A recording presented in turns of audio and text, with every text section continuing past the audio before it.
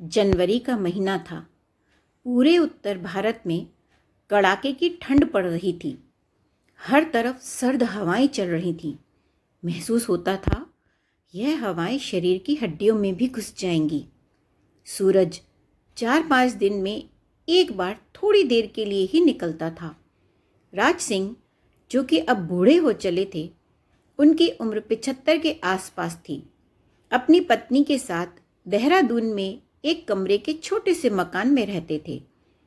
राज सिंह ने 2 टोपी, 2 स्वेटर, हाथों में ग्लव्स, ऊनी मोजे और एक जैकेट भी पहनी हुई थी।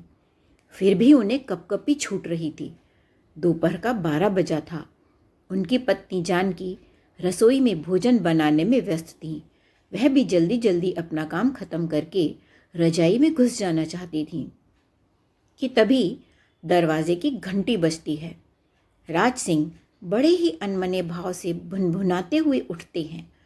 इस बुढ़ापे में यह घंटी भी बड़ी तकलीफ देती है। ना जाने कौन आ गया इस समय। दरवाज़ा खोलते ही डाकिया पोस्ट कार्ड और एक लिफाफा पकड़ा गया। लिफाफे पर बड़े बड़े अक्षरों में लिखा हुआ था, वृद्धाश्रम।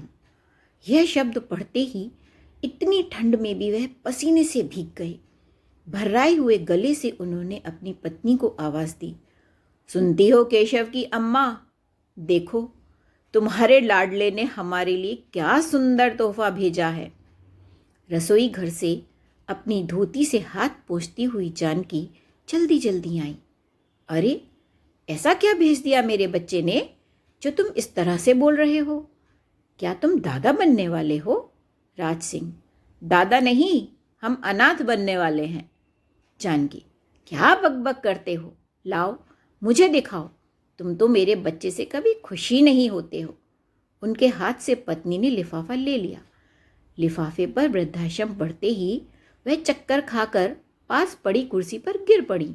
कैसी कैसी तकलीफ़ों से गुजर कर हमने उसे पाला पोसा, महंगे से महंगे स्कूल में पढ़ाया, खुद का जीवन इस एक कमरे में बिता दिया, कहकर वह रोने लगी। दोनों के बीते जीवन के घाव उभर आए और बेटे ने इतना बड़ा लिफाफा भेजकर उन घावों पर अपने हाथों से जैसे नमक रगड़ दिया हो। दोनों बहुत दुखी हो गए। इतने में दरवाजे की घंटी फिर बजी। जानकी ने दरवाज़ा खोला तो देखा उनके पड़ोसी मुरारी थे, जो उनके ही हम उम्र थे। दोनों बरसों से पड़ोसी थे। उन्होंने कहा, अरे, आप दोनों परेशान दिख रहे हैं। आपकी आंखें भी सूजी हुई हैं। और भाभी जी, आप अपने बेटे का फ़ोन क्यों नहीं उठा रही हैं? वह बहुत घबरा रहा था। उसने मुझे फ़ोन करके कहा कि अंकल जाकर देखिए ज़रा, आखिर क्या हुआ है। क्या बोलूँ मुरारी, देखो मेरे बेटे ने क्या भेजा है। मेज पर पड़े लिफाफे और पोस्ट कार्ड की तरफ इशारा करते हुए राज सिंह ने कहा। मुरारी पोस्ट कार्ड बोलकर पढ़ने लगा। लिफाफे में पता और टिकट दोनों भेज रहा हूँ। जल्दी आ जाइए, हमने उस घर का सौदा कर दिया है। यह सुनकर दोनों पति पत्नी की आंखों से झरझर आंसू बहने लगे। पढ़ते हुए मुरारी की आंखें भी नम हो गईं। बुदबुदाते हुए वह बोले, इतना नालायक तो नहीं था केशव।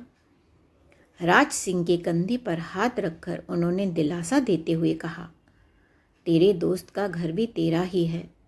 हम दोनों भी अकेले बोर हो जाते हैं। तेरा साथ मिल जाएगा हमको भी। तू और भाभी जी हमारे ही साथ रहना। कहते कहते लिफाफा उठाकर खोला। खोलते ही देखा एक रिहायशी इलाके में खूबसूरत विला का चित्र था। कई तस्वीरों में से एक तस्वीर को देखकर वह रुक गए। दरवाजे पर नेम प्लेट थी, जानकी राज विला।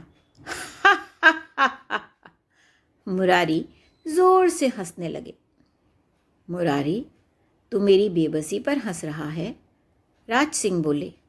हंसते हुए मुरारी बोले, नहीं यारा, तेरी बेबसी पर नहीं, मैं तो तेरे बेटे के मजाक पर हंस रहा हूँ। वह शुरू से ही बहुत शरारती है। मजाक? कैसा मजाक? राज सिंह ने पूछा। देख, जवानी में भी उसकी शरारत नहीं गई। कहते हुए उन्होंने दरवाजे वाला चित्र राज सिंह के हाथ में दे दिया। नीचे नोट में लिखा था, बाबा, आप अपने वृद्धाश्रम में अपने बेटे बहू को भी आश्रय देंगे ना? पढ़कर राज सिंह और जानकी की आंखों में खुशी के आंसू आ गए। अगर आपको मेरी कहानी अच्छी लगी हो तो इसको लाइक और शेयर करें, मेरे चैनल को सब्सक्राइब करें। धन्यवाद।